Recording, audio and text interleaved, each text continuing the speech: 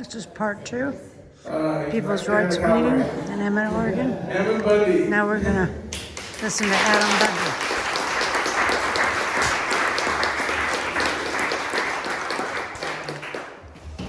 I don't know, can everybody hear me, or do you want me to use the mic? Mike. Okay, there's not much walking room, so I'm going to use this board here. So thank you for being here, and everybody who has been willing to step up. It's kind of interesting because if we're going to go the route of the courts, Don't do that then again, please. we need to do it in greater numbers. And what I mean by that is I don't know how many people saw what happened in the Lincoln Auditorium. This is my experience, and there's, all the others like Robert and Eva and all of them Brian, all of them had same, experiences. But when on that day, it being on the 25th of August, how many people, Brian, do you think was there to begin with in the Lincoln Auditorium? Oh, geez, probably at least, close to 200? Yeah, probably close to 200 people were in there, right? They were all over. The whole place was full. And Brian and Misty were sitting right here in the press box, right? I was sitting in the back row over here, kind of in the middle. And out of those 200 people, most of us were probably part or associated with People's Rights, if you will. People's Rights is a network. And out of those 200 people, how many people were arrested in the Lincoln Auditorium that day? There was 3, right? Misty was detained and then released. 4. That young Oh, girl, you're right, because of Jill. Jill. Well, technically she was arrested outside, right? She was drug in. Okay, so there was four people. Now, how hard is it for the courts to run 4 people through their injustice system? Easy. Pretty easy. They do it every day, no problem. But how hard would it be to run 200 people through it? It'd be almost impossible, especially if every one of us were filing motions. Because I know myself, and I'm sure that Brian and I know Robert, I filed myself like 10 or 12 motions so far already. It's been going on now since August. We're in April now, so I guess we're in May now, right? Wow. So how many months is that? Now it's going into June. They postponed my trial to June. Probably going to go on for a year over a trespassing charge at the Capitol building. And there are 200 people doing that and all working together. We would literally stop the justice system from destroying our rights. But guess what? Only 4 people did it. And that is the problem. That is the problem, my friends. If we're going to go this route, if that's what we're going to do, then that's what we need to do. And we need to do it together, and we need to be peaceful, and we need to be assertive with our rights. We need to be secure and good, right? And we need to do that. If not, and I'm not saying we do, right? But if not, then we need to get out of this system, work through it, we'll get through it. We're not going to give up our rights, we're not going to back down, but we're going to get out of it, and then we're going to defend our rights in another way. But we can't be split on it. We need to be resolute. We need to go to Wiser, right? Weezer, I always say Wiser. Tell him I know. Weezer, the Wiser Weezer, right? We need to go there, and we need to, all of us need to go there. And we need to assert that we have a right to come in, and that you have a right to come in. And we need to be part of that. And if you're afraid of that, then you're in the wrong group. Or we need to decide that that's not the most wise way to do it. Right? And it might be or it might not be. But if we're going to go that route, we need to go with a whole bunch of people. And I'm telling you, the judicial system cannot, we're already exhausting them with just a little bit that we have. How many altogether? How many? So there's Garth, Eva, Robert, so about 10 or so. And they're different courts, right? Ada County has been the most oppressive, right? But imagine them trying to prosecute 200 peaceful, good people. What should have happened is no one should have left that room. And they came in with about 40, no, I'm not exaggerating, when you count them, at least 45 Idaho State Police. Oh, yeah. Did you know there's only 86 Idaho State Police in the state of Idaho? They came in with about half of the entire, whatever you want to call it, of the Idaho force, of the Idaho State Police. And they surrounded it. They went here, remember, they came and lined like soldiers all around. Then they came down through the middle, right? It was all an intimidation. They came in single file and split just like this, like they were on drill team. Just like the red coats. Like the red coats. They lined up, right? And that's what they did. And then they came here and they arrested me. But what if they had to arrest 200 people? Just sitting there peacefully. Is that worth our rights? Totally. Is it worth it? Especially when they can't hardly do anything about it. But that's the power if we were willing to do it. We were going to pay it and say, look, you're just simply not going to do this to these people. Right? And we show up there and we peacefully say, look, you're not going to do this to these people. That's it. You're going to either arrest us all or you're going to dismiss the case and leave her alone. Leave them alone. And the same thing if we go to their property or whatever. Right? If we're going to go this route, then that's how we must do it. And you have to get rid of your fear. And we go plan to do it. We all get together, we go plan to do it. We plan, we're going to go to the school board meeting or whatever it is that they're keeping us out of, that they're violating our rights. So we're all going to go there. We're going to 100, 200 people are going to go there. We're going to insist that we participate or that they arrest us and be peaceful about it. Right? I think it was, who knows who Henry Thoreau is? I think that's how you say his last name. Yep, Henry David Thoreau. Anybody, obviously some have heard of this. He wrote a discourse in the 1800s called Civil Disobedience. And I would recommend you to read it. Not only read it, study it.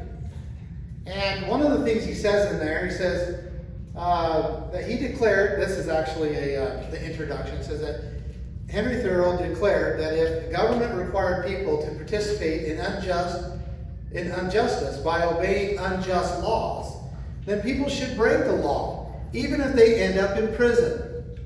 Under a government which imprisons any unjustly, he asserted, the true place for a just man is also prison. Now, I don't believe that we're going to spend our time in prison doing this if we stay peaceful. But I completely 100% agree with this theory that if it is an unjust law, it is the duty for moral people to disobey it.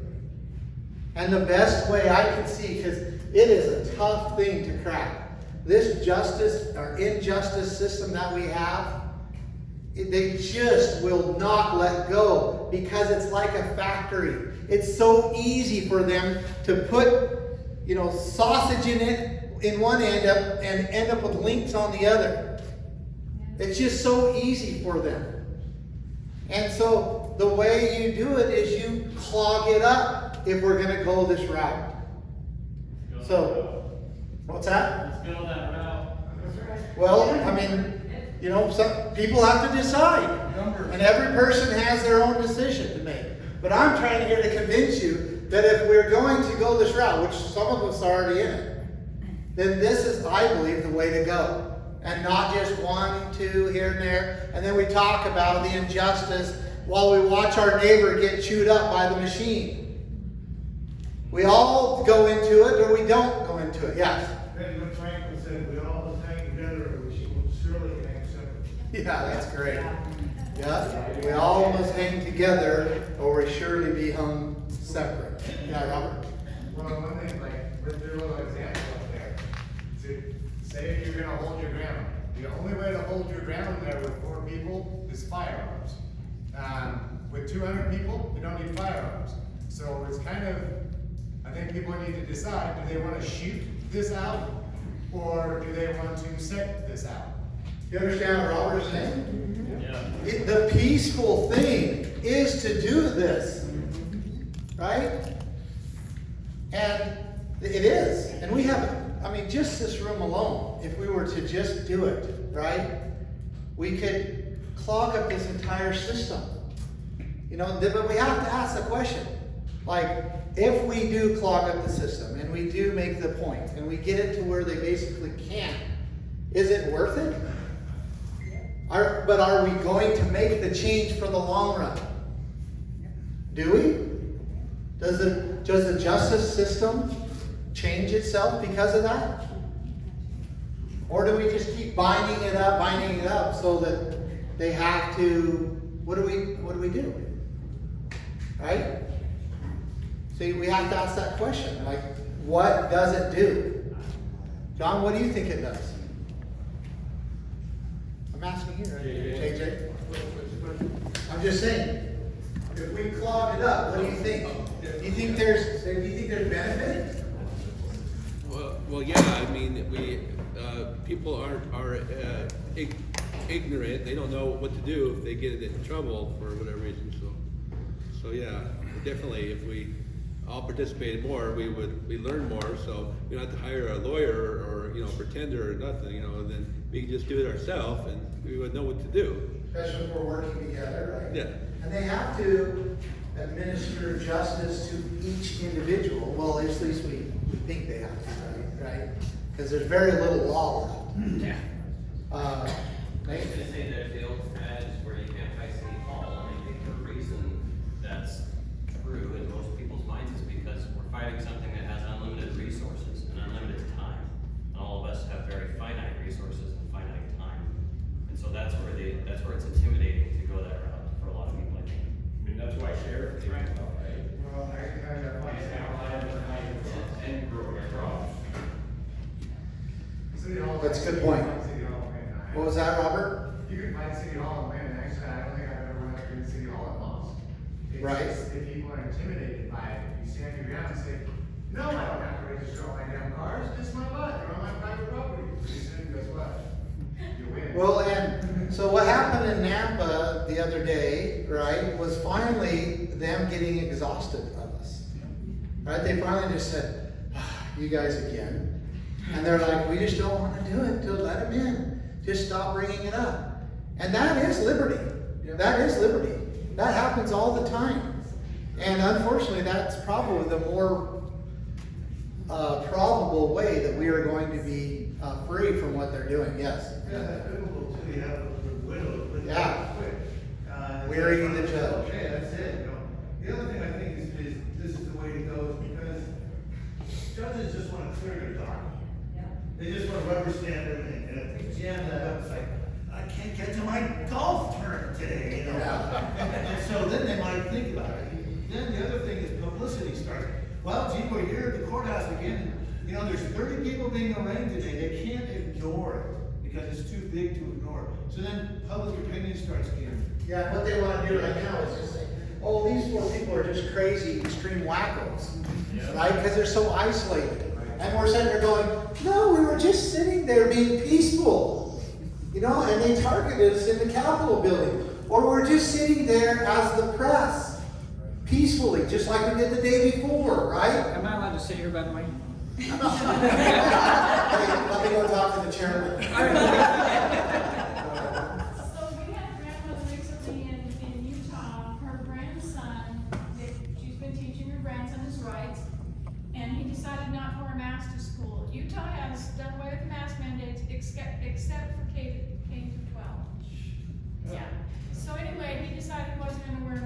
Well, he was fine except for one teacher. One teacher decided that he had to wear a mask.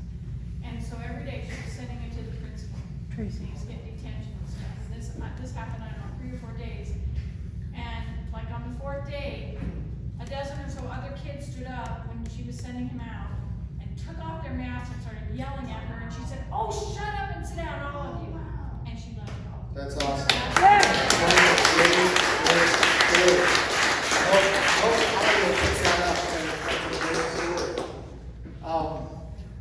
There's Now- Go ahead. up north too, I've seen where the kids were protesting outside their school saying, we're not wearing a mask anymore, we're done with this. And it was definitely, they changed it. Yeah. And so, I mean, it's happening. And once again, these are young adults, young kids who are up there and they're tired of it too. They're tired of committing suicide and feeling down all the time and all this stuff. And it's happening so much anymore that, you know, these kids, we need to make sure as parents, grandparents, that we support these young adults out there. It's very important.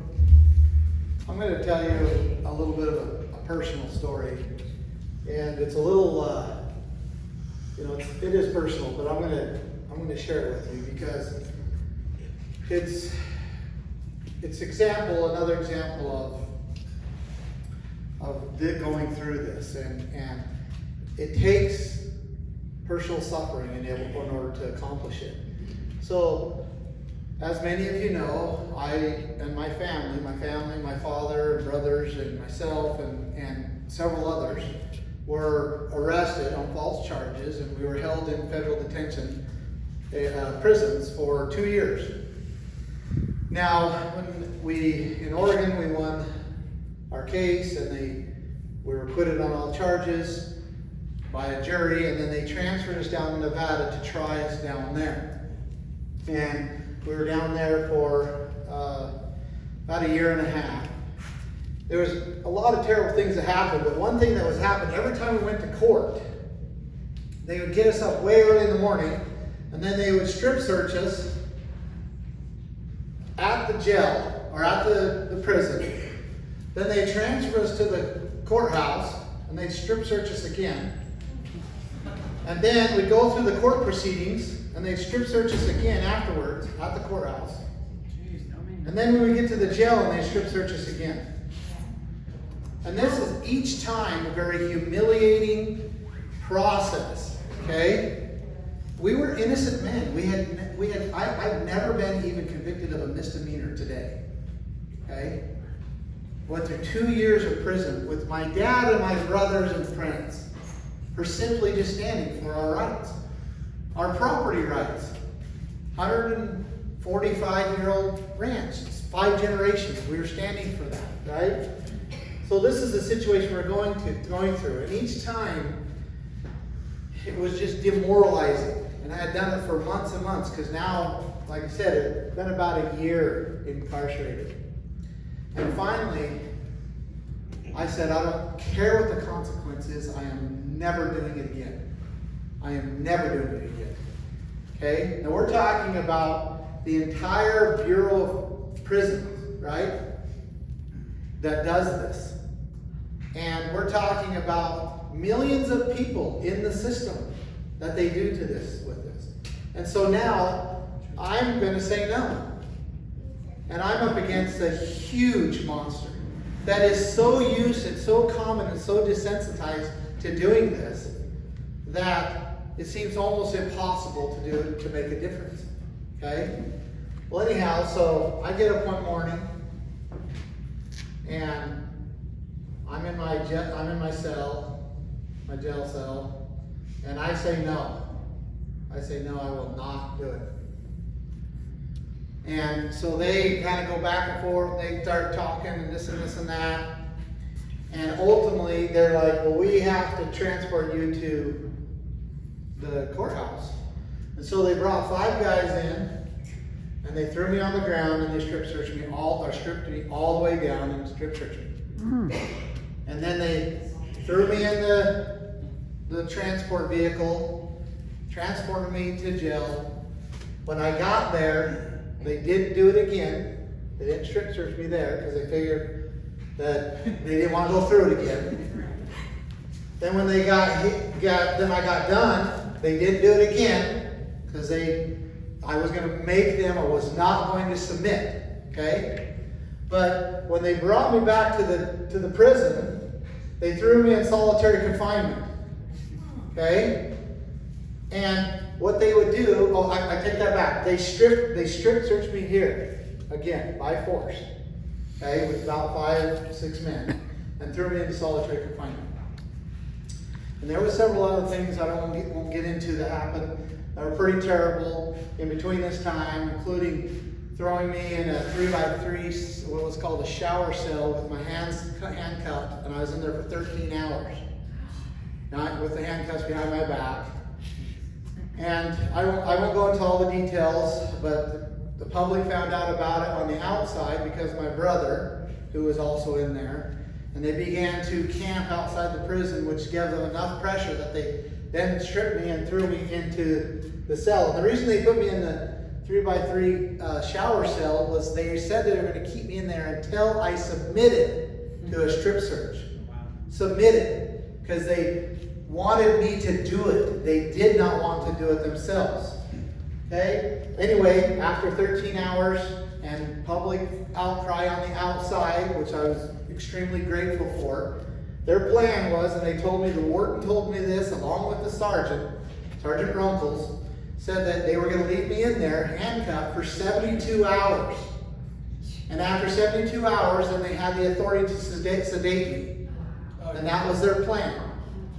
And they told me that over and over again until either that or I submitted to a strip search. But because of the public pressure on the outside and them ramping up, they actually ended up camping out there for almost 2 months.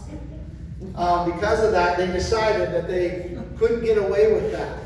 And so they came in with, had to be, 7 to 9 people, fully masked, like you would see Antifa walking around, fully masked, fully covered, fully black. Came in, grabbed me out of the cell, threw me on the floor, and strip searched me on the floor, all the way down to my, nothing, and then threw me into solitary confinement. Okay? Now, I was in there for months, and they would come to the window, there's a little window, they would come to the window and they would say, and they had a camera, and there was like 2 or 3 of them. There was always 2, and sometimes 3. They'd come with a little camera, and they'd say, are you willing to submit to a strip search yet? Now remember, it's solitary confinement. It is a concrete box with nothing in it. And they threw me in there completely naked. And now they're coming multiple times a day saying, are you willing to submit to a strip search? And I'd say, what for? I mean, I have nothing. And it was simply to submit. To submit. They needed me to submit. And they'd say, if you're willing to submit, then we'll let you out. And this went on for 105 days. Okay? But what happened was, I'm going to tell you what happened. Now, I will say this. So, they felt like at that point, they couldn't, keep me in there any longer. Because they're only supposed to keep you in there 30 days. Okay? By law. They couldn't keep me in there longer. So what they did is they took me out, put me back into the maximum security side, and I was in there just for a couple days. And then they created an incident, which was visiting with my attorney, where I had to be strip searched again. I wouldn't, so they threw me back in solitary confinement. I was in there for, I think this go around, about 45 to 50 days. And then they took me out and they did the same thing, right? And here I'm trying to defend myself. I'm facing 106 years minimum sentencing. More than my lifetime. And I'm trying to defend myself, trying to help get evidence and prepare for trial and all this, and this is going on. Well, what happened was, in total, I spent over half the year in solitary confinement. But what happened was, it got to the point where the jail was not transporting me to my own hearings and the trial was beginning. The pre-trial hearings were started, and they weren't transferring me because they said they weren't going to transfer me unless I submitted to a strip search. And then they were telling the court, the judge, that I was not allowing them to transfer me. Okay, so sound familiar with going into the trial or going into the courthouse? Failure to appear when you're there, you're trying to appear. Anyhow, what happened was the judge was believing their lies and had believed their lies for the entire 2 years we were incarcerated, right? But finally, she realized that the case would be completely overturned for sure, it'd be a mistrial, if I wasn't at my own trial. So she said, well, and what's crazy about that idea is the whole reason why you're incarcerated is so they force you to try or force you to court, right? But they were not willing to because I wouldn't submit. Finally, the judge says, well, can you get him on the phone? And so they brought a phone to the cell. They said the judge wants, and I'll tell you something, again, the Spirit of the Lord conveyed to me that morning I was going to talk to the judge. Okay? And exactly what I needed to prepare. I got up about 4 o'clock in the morning. I began to write exactly what I was supposed to say and what I was supposed to do. Because I knew that I was going to talk to the judge that day. And I did that. So I was obedient the best I could to follow the Spirit. And I wrote down what I did. And I knew exactly what I had to do, and I knew I had a little short period of time to do it. So they brought the phone to my cell, and it was Judge Navarro. She was the Chief Judge of Nevada. She was the presiding judge over our case. And she basically said, you know, Mr. Bundy, da-da-da, and I knew who she was, because obviously she was leading the prosecution in our case. And the moment I had a chance, I said, Judge, I'm motioning the court, because I knew that was a legal terminology, and that's what the Spirit told me to do. I'm motioning the court to order the employees of Southwest District Detention Center, I think that's what it's called. No, I get into two Southwest. It is Southwest anyway. Southwest Detention Center. Southern Nevada Detention Center. Thank you. Southern Nevada. I motioned the court to order the employees of Southern Nevada Detention Center to transport me to my own trial. And I locked it legally, right there. And she said, what? I said, and I repeated it. I motioned the court to order the employees of Southern Nevada Detention Center to transport me to my own trial. And she says, what do you mean transport? I go, they will not let me go to my own hearings. And she goes, well, I was told that you didn't want to come. And I said, when was that an option? Like, when was that an option? And she began to go through everything that they had been doing to me over the last 6 months. She began, and I spent about 45 minutes on the phone with her during a hearing while everybody else is in the courtroom, starting our trial. And when she was done, this is the chief judge of the Nevada district. When she was done, because she was so upset with what the jail had done, and mostly because they lied to her. Let's be real, right? Yeah. Mostly we lied to her, right? That she ordered us, the jail, and any prison in the Bureau of Prison system, any prison she ordered them not to strip search us, not to put us in solitary confinement, and to transfer us to our own trial. Now listen, that has never, ever happened in the system of the Bureau system, a Bureau prison system. And not only that, she ordered it with all our co-defendants. So my father, brothers, all my friends, anybody in our case. We were the only prisoners in the entire millions of people in the Bureau of Prison system that could come and go through the prison and not be strip searched. We could do whatever we wanted, which we weren't trying to be disruptive, but they could not put us in solitary confinement and discipline us, and they had to transport us to our own jail, or our own trial. We were already in jail. They had to transport us to our own trial. Now, why? Because I was willing to suffer through the period of time which it took to get to that point. And I had to. And then even though we were in prison and it was terrible and we still went with our families, we were still the most free of anybody in the Bureau of Prison System. And when they transported us to other prisons, because we went to others, they too had the order not to strip search us, not to put us in solitary confinement, and to transport us to our own trial. And that is one of the things that happened to us. And so if we go this route, we have to understand that we have to pay the price. We have to pay the price, but if we do, just like that young man who said, no, enough, and he was sent to the dean over and over and over, the principal. And finally, a few others stood up with him. And then they were like, you know what? It's just not worth it. Just sit down. And they become the most free of anybody in the whole school.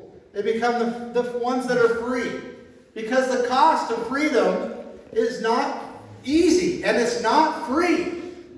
And if you think you can sit and be comfortable and still be free, it's impossible. You have to pay the price. You have to pay the price. And so whatever we do, and it's so much easier when others do it with you.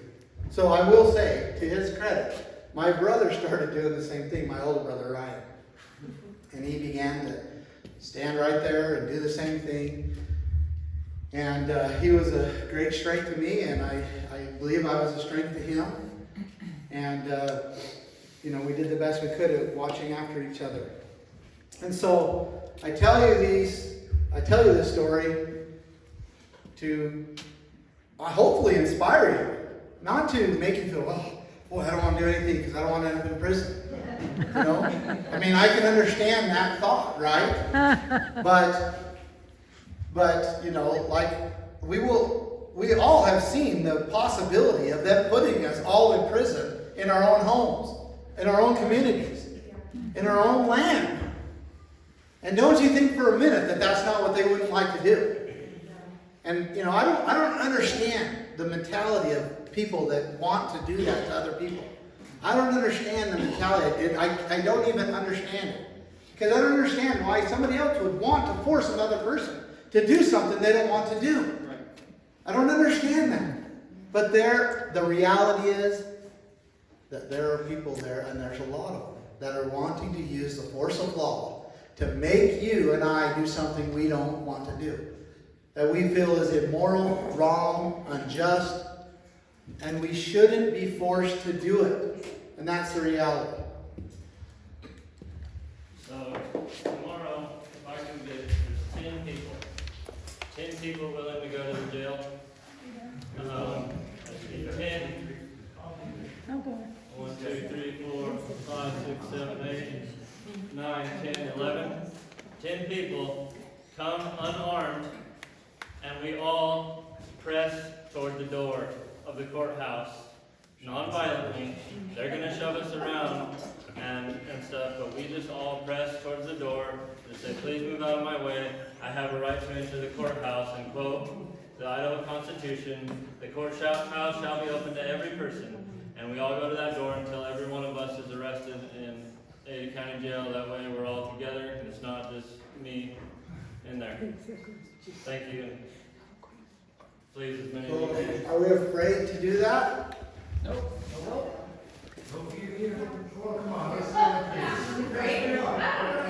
I'm scared. Hey, no one says we're not nervous. We ain't afraid. I'm afraid. I'm afraid of being arrested all the time, but I'm afraid every time I go in. When I see the judge, I'm afraid. know what they're gonna do to me, you know, I have a gun on me, they could shoot me. You know, I mean, I don't think it's likely, but it's possible. But it's okay to be afraid, guys. I mean, seriously, it's okay. It's scary, you know, to be put in that cold cell, it's scary. It's okay to be afraid. Just, you gotta get past that, you know, and I guess I was blessed because I learned this early. I got to a point where I just didn't give a shit no more. You know, I mean, you can take my clothes. I was in foster homes and stuff for people that don't know, so you can take my clothes. That's probably part of the reason I don't care about my clothes. Because they use that as a punishment. You can take everything from me. I'm still not going to comply. Was I afraid? Oh yeah. You know, when 5 guys committed, you know, an 11-year-old kid, of course I was afraid. But like, I don't know how you can do this without the Holy Spirit, but honestly, you got to talk to the Holy Spirit and let the Spirit, you know, that fear doesn't go away. Every time I get arrested, every time I'm around a cop, I'm a little, well, in uniform at least, I'm a little bit nervous. It's okay to recognize that you have that fear. That's the only way, honestly, we can get over it. I mean, we can sit here and we can talk about, oh, all this blustering, you know, yeah, let's go out there and let's do this, you know. I've seen lots of that and lots of different things. But then you go home and you think about it more. You think about it more and you're like, well, if I go to jail tomorrow, well then, this is going to happen, this is going to happen, this is going to happen. I don't know. So, think about it and admit the fear. I mean, it's okay. It's okay to be afraid. I mean, and remember that, like Rosa Parks, she wasn't the first one to not get up. They used somebody else's totally different incident to create an incident that they could fight because they wanted the perfect person because the first girl was a teenager who was pregnant. But anyways, so, you know, we can do that. You don't have to be at every little thing, but have a response. When Ammon got arrested, you could all show up the next day. 200 people there. Honestly, I didn't know what you were doing. I don't know why you were sitting there. I was like, I check on you every so often. But we can respond that way too. And it's okay to be afraid. It's okay to not know what's going to go on in there. You hear all sorts of kinds of stories, and until you're in it, quite honestly, at least in my opinion, all the stories are way overblown. If you just be a real person, there's real people in jail. Don't believe all the hype. They're not all criminals, man. There's a lot of good people that have a very long record, just been caught up in the system and can't get out because they're afraid. Because every time they try to get out, they get beat down. That's the people in there. That's actually who we should be reaching. They get their rights violated all the time. You know, you're on probation, so yeah, the cop should have shot you for not letting him search your car. Really? Why? Well, because he was on probation. He's a criminal. Well, what did he do? He accidentally did something, you know, criminal, you know. Whichever. But yeah, anyways, sorry. I talked too much, especially. So, again, the other option is, you know, guard, what was the plea deal that they offered you? Have they offered you anything yet? There's no pleas yet. So they came to me with a plea multiple times, including just last. And the first one was they would pay $155, do some community service, and take they would lower it down to disturbing the peace, right? And you know, I could have taken that. I mean, $155 and, you know, a couple hours of community service and whatever, a lesser charge, you know, I could have done that and I could have gone home. And Garth could do that. Robert could do that. Eva could do that. I mean, anybody, you know, we could do that. You could comply and say, okay, look, you know, we'll back away from this. You could, you know, take the plea. And then we're done with the system, and then we just go back to living, and they won, and then the next time it gets worse, and the next time it gets worse, and the next time it gets worse, right? Or, which I have suggested multiple times, is we just get ourselves out of it, or don't get involved in it, and we just defend each other, you know, in our homes and in our communities, right? That we create a defense system. But that's pretty much been rejected too. And so, if we're going to go this route, then I think we all need to go it. And I think people need to not be afraid. So it appears to me that they took the 4 people that they knew would quiet the situation. They removed 4 key people, and they left 196 people who no longer had leaders. So my question is, excuse me, what do those 196 people do to get arrested without getting violent. They just sit there. Stand their ground. All they have to do is sit there. But if I remember right, people who have done sit-ins, they never get arrested, they just get packed outside and let go. That's great then. That's why they don't. We'll get back down and we don't get arrested. They got up and left, right? But in this case, they came in. Anybody who doesn't leave immediately is going to be arrested. Everybody jumps up and starts running outside. That's why we need everybody to stay. That's what happened. Oh, nobody stayed? They told us if you don't leave, Ryan you're and I gonna were get arrested, arrested. and two of us, Aaron Schmidt, myself, stayed. Well, And Aaron- Jill was on the outside going, what's wrong? This is wrong. And they grabbed her and brought her back in. And so those are the 4 people that got arrested. So And you know- you stay there. Yeah, it's peaceful. It just said, these people are tyrants. You don't have to do much to get them to use the force of law against you. What they want is exactly what they wanted me to do when I was in solitary confinement, is submit. And when everybody jumps up and runs out, that just feeds their ego of what they're doing. And it just emboldens them and makes them feel like they are so powerful. And that also makes them feel like they're right. Right. And we have to be more brave than we are. Because you know what? Robert, maybe I'm speaking for you, but if you're like me, I'm damn tired of being the one to always get arrested. Woo! And you think my wife likes it too? That's right. No, I'm telling you, I'm not. This isn't funny. Absolutely. I'm tired of it. I've been arrested 6 times since August. I spent 65 hours in jail in the cold cell. I spent thousands of dollars bailing myself out. Just to make it so that you'll stand up and stop being so damn weak. That's what it's about. And if you're not going to, I'm not doing it anymore. And Robert's not doing it anymore. Eva's not doing it anymore. Because if people aren't going to stand up, it's not worth it to us. Because we're not doing it for ourselves. And that's the reality of it. And this room keeps getting smaller and smaller. Why is this room getting smaller? Why? This room should be packed full. It's because people are scared, or they're prideful, or they think they have a better way, or they just are mad at each other. But that's the reality. And so I leave that with you, with love. This is With Pam love. Morgan. I get emotion, I get We'll come back. because I love them. God bless Love America. people. God And I bless see what's Adam happening Bundy. is getting smashed down. Amen. Liberty is